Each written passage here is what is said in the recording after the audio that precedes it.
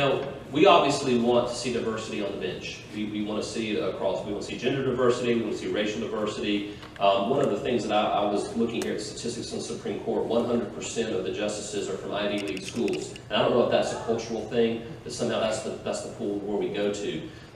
One question I want you to answer is, do you think a Supreme Court justice has to have been a former judge or come from an Ivy League school? I like to tell people that I happen to know for a fact that the University of South Carolina is an Ivy League school. I know this to be true because I've seen ivy growing there.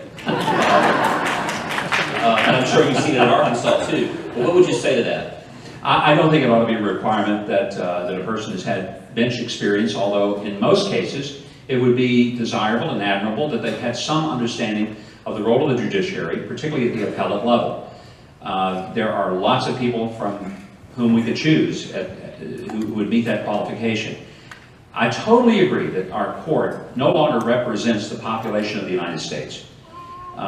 It's not that a person should be disqualified because they are from an Ivy League school.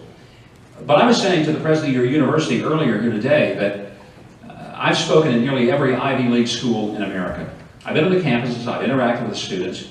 I spent a week at Harvard teaching in the School of Government. I've been on the campuses of Brown and Dartmouth and Cornell and Yale and on.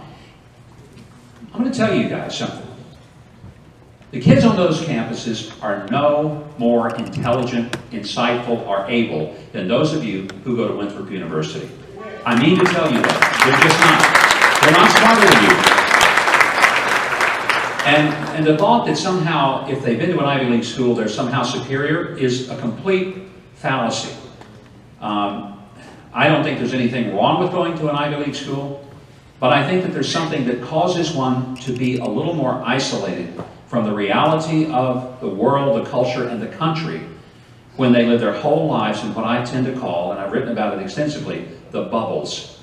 And there are certain cultural bubbles that exist in this nation in which people are really not in tune with, disconnected from, folks that live over in what we would call flyover country.